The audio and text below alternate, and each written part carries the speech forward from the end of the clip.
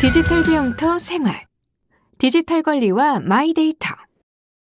우린 백과사전을 찾는 대신 인터넷으로 검색하고 편지 대신 이메일을 주고받고 주민센터가 아닌 인터넷으로 각종 서류를 발급받습니다. 또 종이신문 대신 스마트폰으로 뉴스를 보고 시장 대신 인터넷 쇼핑을 이용합니다. 디지털 세상을 살아가는 현대인들은 디지털 공간에 다양한 흔적을 남기게 됩니다.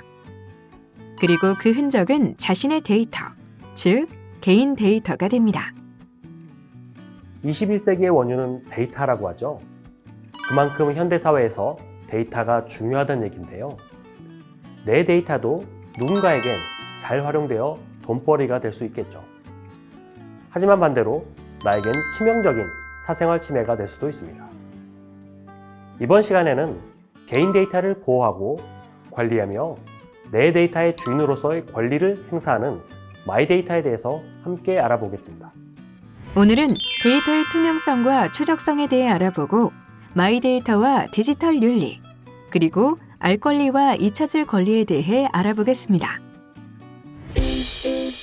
디지털 세상, 데이터의 투명성과 추적성. 안녕하세요, 이재영입니다.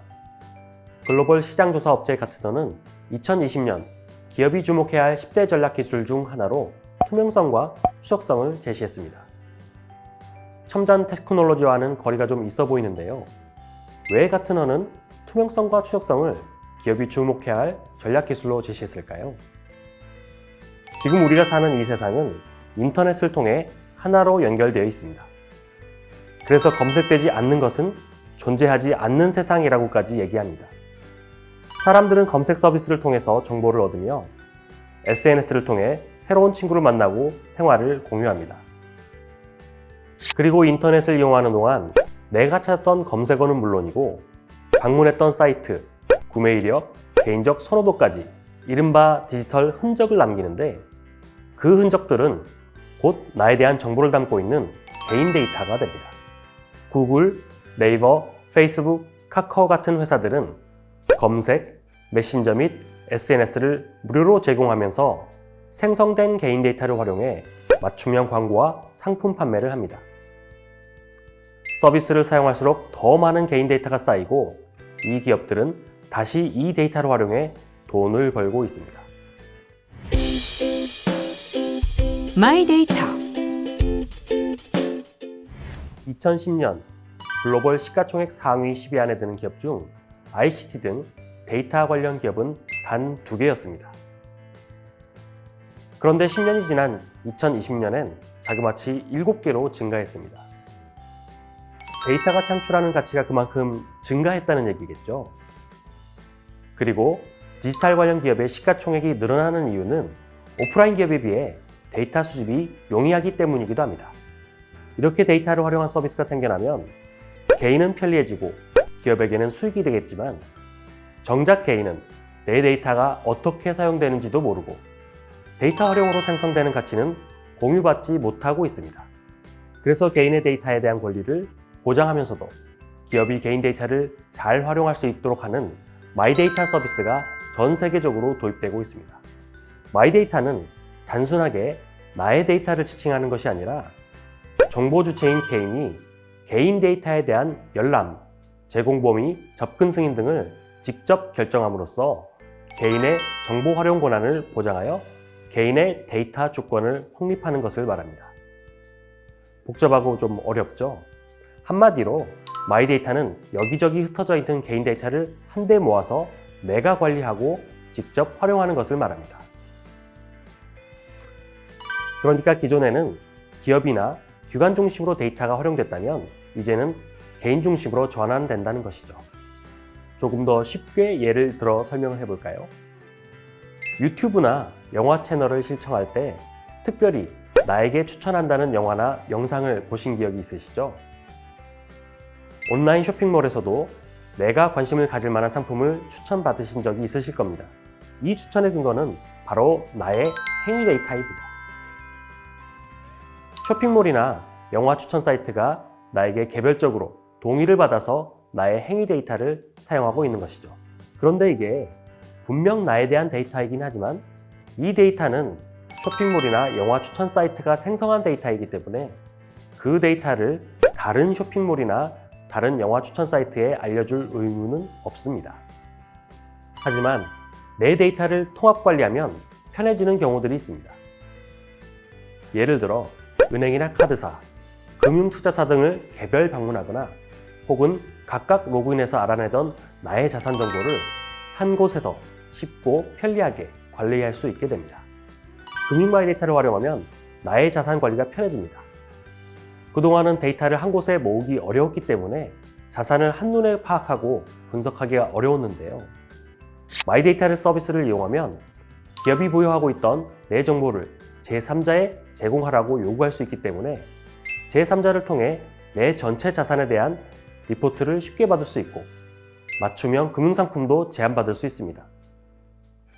특히 업종의 장벽 없이 개인에게 가장 맞는 금융상품이 무엇인지 파악할 수 있기 때문에 개인 금융이 효율적이고 합리적으로 개선될 수도 있습니다. 물론 마이데이터 활용은 이렇게 장점만 있는 건 아닙니다. 해결해야 할 문제도 많습니다. 개인 데이터가 한 곳으로 집중되어 데이터 보안 위험이 커지고 다양한 데이터 결합으로 인해 개인의 프라이버시가 노출될 수 있습니다. 특히 디지털 취약계층의 경우 자신의 데이터가 어떻게 활용되는지를 모르고 넘겨주기가 쉽습니다.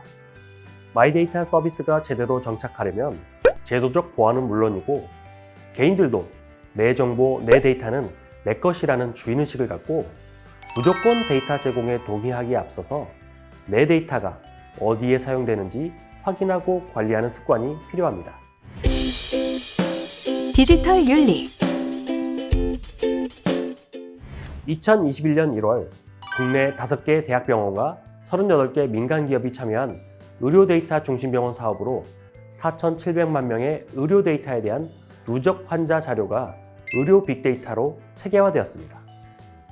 이게 무슨 얘기냐 하면 각 의료기관에 누적돼 있던 의료 빅데이터를 공개하고 서로 연결해서 의료 서비스에 대한 품질을 개선하고 의료 사업에 대한 잠재 가치를 높인다는 것입니다.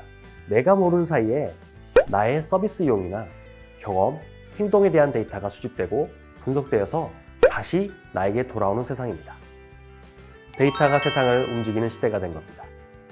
자, 그럼 실제로 개인정보가 우리 생활에 얼마나 자주, 얼마나 많이 사용되는지 볼까요? 여러분은 몇 개 항목이 해당되는지 한번 세어보시죠. 출근할 때 교통카드를 사용하셨나요? 출근하는 길에 혹은 출근해서 SNS에 접속하진 않았나요? 사무실 들어올 때 전자신분증으로 출근 인증을 하진 않았나요? 그룹웨어로 업무를 진행하진 않았나요? 혹시 다른 업체에서 미팅 일정이 있었다면 방문증 발급받으셨나요? 점심 식사하고 신용카드나 포인트카드로 결제하셨나요? 쉬는 시간에 스마트폰으로 주가를 확인하진 않았나요? 오늘 온라인 쇼핑하셨나요? 혹시 감기나 몸살로 병원에 가진 않았나요? 아파트 공동연관 출입카드를 사용하진 않으셨나요? 혹시 동창회 등 회원 명부에 이름이나 연락처가 기록되어 있진 않으신가요? 오늘 하루 이 11개 항목 중 몇 개나 해당되시나요? 저는 7, 8개 이상은 되는 것 같은데요. 11개 항목 대부분에 이름이나 계좌, 전화번호, 이메일, 신용카드 등의 개인정보가 연관되어 있습니다. 거의 하루 24시간 내내 나의 데이터가 생성되고 사용됩니다. 그래서 디지털 세상에서 지켜야 할 디지털 윤리의 필요성이 대두되고 있습니다. 그리고 더 나아가 개인 데이터의 남용을 막기 위해서 사회적 규범이나 법, 제도 또한 필수적입니다. 우리나라의 경우 데이터 3법과 데이터 기본법이 마이데이터의 근간이 되고 있습니다. 데이터 3법은 개인정보보호법, 정보통신망법, 신용정보법 이 세 가지를 말하는데요. 이 데이터 3법과 데이터 기본법의 목적은 개인정보를 잘 보호하면서도 데이터를 잘 활용할 수 있는 기반을 마련하여 궁극적으로는 데이터 경제를 활성화시키는 것입니다. 그럼 마이데이터 서비스에 활용될 내 개인정보는 구체적으로 무엇을 말하는 걸까요? 개인정보를 편의상 두 가지로 나누어 보면 일반적인 개인정보와 다른 정보를 결합해서 개인정보가 되는 것이 있습니다. 일반적인 개인정보라면 주민등록번호나 영상정보, 지문 등 특정 개인을 식별할 수 있는 정보들을 말합니다. 그리고 해당 정보만으로는 특정 개인을 알아볼 수 없더라도 이름, 전화번호라든지 이름, 주소, 이름, 출신 학교, 직업 등 다양한 정보와 결합하여 개인을 식별할 수 있는 데이터도 개인정보입니다. 개인정보는 이름, 주민등록번호 등 인적 사항에서부터 사회 경제적 지위와 상태, 교육, 건강, 의료, 재산, 문화활동 및 정치적 성향과 같은 내면의 비밀에 이르기까지 그 종류가 매우 다양하고 폭이 넓습니다. 또한 서비스에 회원으로 가입하거나 등록할 때 사업자에게 제공하는 개인정보뿐만 아니라 서비스를 이용하는 과정에서 생성되는 통화 내역, 로그 기록, 구매 내역 등도 모두 개인정보입니다. 앞으로 디지털 기술이 더욱 발전하고 데이터의 활용도가 높아질수록 개인의 프라이버시 보호와 데이터 활용은 늘 충돌하는 부분인데요. 어떤 지점에서 가치 충돌이 일어나는지, 이 문제를 어떻게 해결할지 구체적인 고민이 필요한 때입니다. 앞서서 여러 번 강조했지만 마이데이터는 내 데이터의 주인은 나라는 개념에서 시작하는데요. 한국데이터산업진흥원의 개인 데이터 권리찾기를 이용해 보는 건 어떨까요? 한국데이터산업진흥원에서는 개인 데이터 권리찾기 사업을 실시하고 있는데요. 한국데이터산업진흥원 홈페이지에서 마이데이터를 클릭합니다. 다양한 마이데이터 서비스를 지원하는 것을 확인할 수 있습니다. 개인이 마이데이터 관련 일을 하고 싶지만 어떻게 해야 할지 모른다면 실증 서비스 지원을 받을 수 있는데요. 실증 서비스 지원 메뉴를 클릭한 후 아래의 추진 성과에서 실증 서비스 내려받기를 클릭하면 됩니다. 자세한 내용은 홈페이지를 통해 확인해 보세요. 마이데이터는 금융이나 건강, 공공 분야뿐만 아니라 전문적인 영역에서도 활용되고 있습니다. 예를 들면 호난테크놀로지의 스칼라뱅크는 마이데이터를 통해 국회 도서관이 보유한 학술 연구자 정보와 저작물 정보를 활용해 연구자 본인의 이력과 성과물을 관리하고 강연과 기고 등이 필요한 기관과 매칭해 주기도 합니다. 그리고 금융과 건강, 생활, 소비 영역의 마이데이터를 분야별로 또는 통합된 형태로도 사용이 가능합니다. 지금부터 마이데이터 서비스를 제공하는 마이디 앱을 살펴보겠습니다. 먼저 앱스토어에서 마이디 앱을 검색하여 설치하고 순서에 따라 가입을 합니다. 가입이 완료되면 오른쪽 하단의 플러스 버튼을 눌러서 각각의 서비스를 연결할 수 있습니다. 금융 데이터를 연결할 수 있고 쇼핑 데이터도 연결할 수 있습니다. 그리고 생활 데이터와 건강 데이터도 연결할 수 있습니다. 하나의 앱에서 통합된 형태의 마이데이터 서비스를 경험할 수 있습니다. 알 권리와 잊혀질 권리. 알 권리와 잊혀질 권리 혹시 들어보셨나요? 여러분은 어떤 권리가 더 우선한다고 생각하십니까? 예를 좀 들어보죠.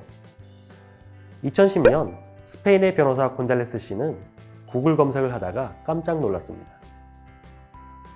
1998년 경제적으로 매우 어려웠던 시절 연금을 제때 내지 않아 집이 경매에 처했던 내용의 신문기사를 본 겁니다. 정말 두 번 다시 생각하기도 싫고 누가 그 사실을 아는 것도 싫었겠죠. 곤잘레스 씨는 이젠 빚도 다 갚았으니 그 기사 내용은 본인에게 적절치 않은 정보라고 판단했습니다.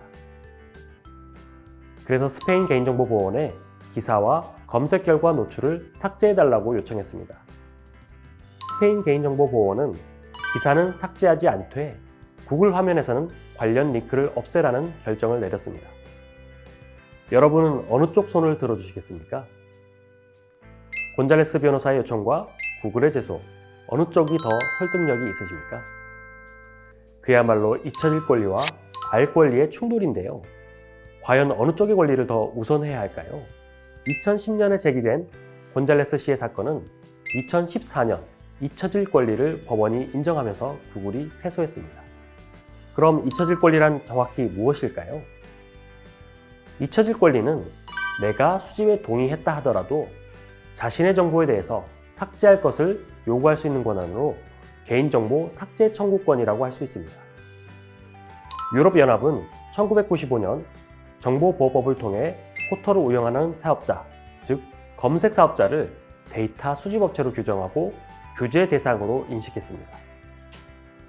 그리고 잊혀질 권리는 유럽 사법재판소 판결에 따라서 유럽연합에서 2014년에 확립된 권리의 통칭으로 2018년 유럽연합의 일반 개인정보보호법 GDPR에서는 삭제권이라고 명시하고 있습니다.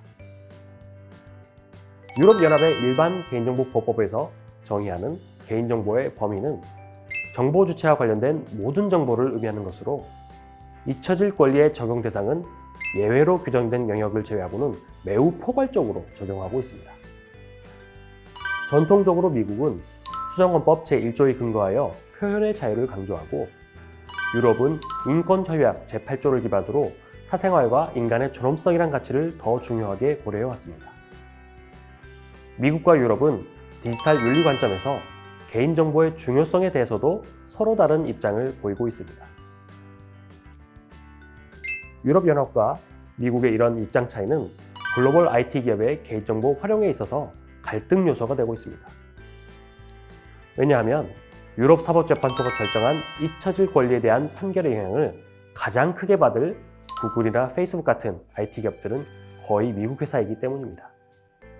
사람들이 삶을 영위하는 공간이 디지털로 확장됨에 따라 법적 규제 이외에 윤리적 규범으로도 논의가 확대되어 디지털 윤리라는 전에 없던 새로운 개념도 생겨났습니다. 디지털 윤리에 대한 쟁점은 해도 된다, 하지 말아야 한다는 단순한 이분법적 논리로 판단할 수는 없습니다. 좀 더 합리적이고 타당한 근거에 기반한 의사결정이 필요합니다. 나와 타인의 디지털 권리를 보호하고 더불어 나와 다른 사람의 데이터가 유용하게 활용될 수 있도록 누구나 받아들일 수 있는 합리적인 디지털 윤리를 함께 고민하고 만들어 나가야 합니다. 디지털 윤리, 기술 발전만큼이나 중요한 일입니다. 이것으로 디지털 권리와 마이데이터 학습을 마치겠습니다. 감사합니다.